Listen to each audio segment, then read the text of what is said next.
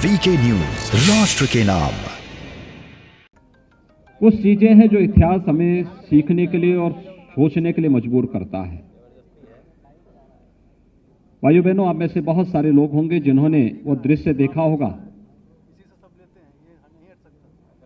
जब अफगानिस्तान के बामियान में महात्मा बुद्ध की 2500 वर्ष पुरानी मूर्तियों को तालिबान ने तोप लगा करके तोड़ा था। आप में से वो दृश्य किस लोगों ने देखा था?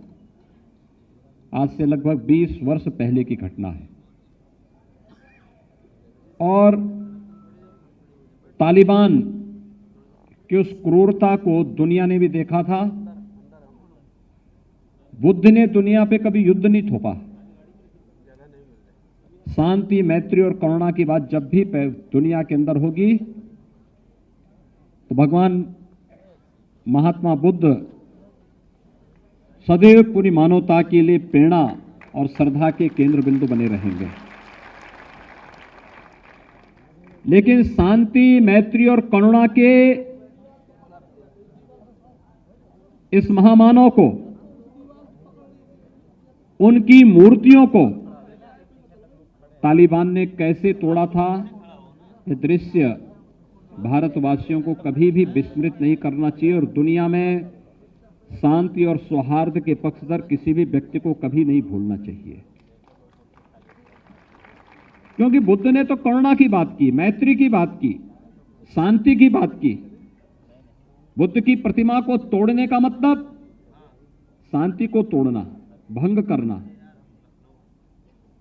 दुनिया के अंदर आपसी सौहार्द को नष्ट करना। और हम लोगों ने तब भी, मैंने 1999 में इस बात को कहा था, तब भी मैंने इस बात को कहा था कि इन्होंने महात्मा बुद्ध को, इसके माध्यम से भारत की आत्मा को ठेस पहुंचाने का कार्य किया था। एक दिन इनकी बड़ी दुर्गति होगी जिन्होंने महात्मा बुद्ध की मूर्ति को तोड़ा है। और भाइयों बहनों, आपने देखा होगा उसके कुछ ही दिनों के बाद जब अमेरिका के ड्रोन बम वहां गिर रहे थे और तालिबान के ऊपर उनकी चमड़ियां बारूद से झुलसती जा रही थी, तो हम लोगों ने कहा था महात्मा बुद्ध के साथ किए गए आपकी क्रिया की ईश्वर तुम्हें उसकी प्रतिक्रिया दे रहा है।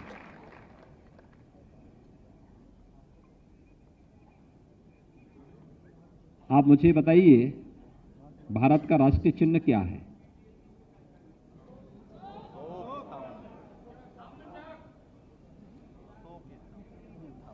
भारत के तिरंगे के बीच में क्या है? याद रखना, भारत का जो राष्ट्र चिन्ह है वह अशोक की लाट के ऊपर जो सिंह है ना, वही भारत का राष्ट्र चिन्ह बना है।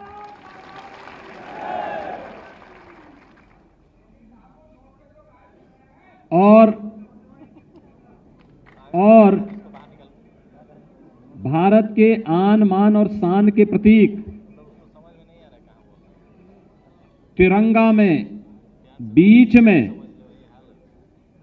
जो मणि है वह धर्म चक्र है।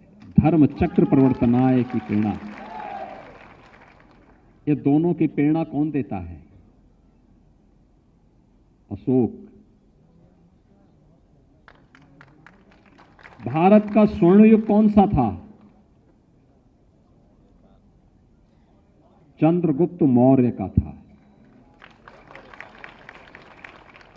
भारत की सीमाएं कहां से कहां तक फैली थी मालूम है? आज जो पाकिस्तान है, बांग्लादेश है और भी उससे विस्तृत जो भूभाग था, यह भारत का हिस्सा था। विस्तृत भूभाग यह भारत का हिस्सा हुआ करता था। लेकिन समय के अनुरूप हम अपनी एकता को बनाए नहीं रख पाए और जाने अनजाने में मध्य एशिया से जुड़े हुए उन बर्बर जातियों को हमने यहां पर हमला करने के लिए मजबूर कर दिया और वे लोग यहां आकर के हमारी संपदा को लूटते गए, तोड़ते गए, नष्ट करते गए। और एक समय वो था जब चंद्रगुप्त मौर्य का सामना, यानी इतिहास कैसे विकृत किया जाता है। इतिहास ने अशोक को या फिर चंद्रगुप्त मौर्य को महान नहीं बताया। किसको बताया? चंद्रगुप्त मौर्य से जो हारा था वह सिकंदर को महान बता दिया। कितना धोखा देश के साथ हुआ है। लेकिन इतिहासकार इन सब मुद्दों पर मौन है। कारण है, अगर ये सच्चाई जिस दिन भारतवासियों के मन में आ जाएगी तो समाज फिर से खड़ा हो जाएगा, और समाज जब खड़ा होगा तो देश खड़ा हो जाएगा। प्रधानमंत्री मोदी जी आज इस देश को ही खड़ा कर रहे हैं। एक भारत श्रेष्ठ भारत की जब बात होती है, इन्हीं सब मुद्दों को लेकर के होती है। विपक्ष के पास मुद्दा नहीं है। वह सरदार पटेल का अपमान करना चाहती है। राष्ट्र नायक सरदार पटेल एक ओर हैं और दूसरी तरफ इस राष्ट्र को तोड़ने वाले जिन्ना दूसरी तरफ हैं। वो जिन्ना का वे लोग समर्थन करते हैं, हम सरदार पटेल का समर्थन करते हैं।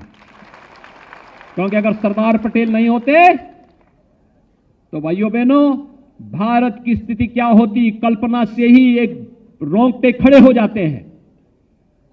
याद करिए, जब सरदार पटेल स्वतंत्र भारत में अंग्रेजों ने छोड़ दिया था, बिल्कुल लावारिस छोड़ दिया था। उन्होंने कहा था जिसकी मर्जी आई जहां जाए, और तब सरदार पटेल के हाथों में जिम्मेदारी आई थी।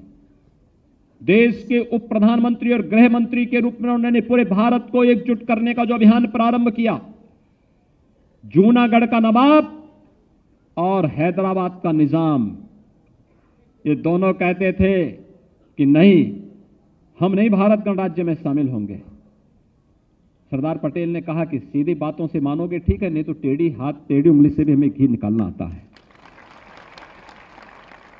और जूनागढ़ का नवाब तो अपने पालतू कुतिया को लेकर के भाग खड़ा हुआ पाकिस्तान जाकर के, अपने बीबी बच्चों को छोड़ गया यहीं पे। और हैदराबाद का निजाम भी बहुत अकड़ रहा था। आप आश्चर्य करेंगे, उस समय के प्रधानमंत्री जब हैदराबाद गए थे तो निजाम मिलने नहीं आया। तब सरदार पटेल स्वयं गए। उन्होंने कहा कि भाई देखो, हैदराबाद रियासत का विलय भारत गणराज्य में हो गया है, आप अब सत्ता छोड़ दीजिए, और अगर सीधी बातों से नहीं करोगे तो हमें सैन्य कार्रवाई करनी पड़ेगी। वह भी नतमस्तक हो गया। भाइयों बहनों, सरदार पटेल भारत के राष्ट्र नायक हैं, और जिन्ना सदैव भारत के लिए खलनायक ही रहेंगे। जो लोग खलनायक का सम्मान कर रहे हैं, क्या आप उसका समर्थन करेंगे? क्या जनता को बताएंगे? सरदार पटेल राष्ट्र नायक हैं, चंद्रगुप्त मौर्य राष्ट्र नायक हैं, अशोक महान हैं, महात्मा बुद्ध दुनिया के अंदर सदैव शांति, मैत्री और करुणा के रूप में पूजे जाते रहेंगे। लेकिन जो लोग आज जिन्ना का समर्थन कर रहे हैं, एक प्रकार से तालिबान का समर्थन भी कर रहे हैं। तालिबान के समर्थन में नारेबाजी तो वहीं से शुरू हुई थी ना। तालिबान के समर्थन में इन्होंने ही वक्तव्य दिए थे ना। ये है ड्रीम मीडिया नेटवर्क, और आप देख रहे हैं देश का पहला 24/7 digital news channel VK news, राष्ट्र के नाम।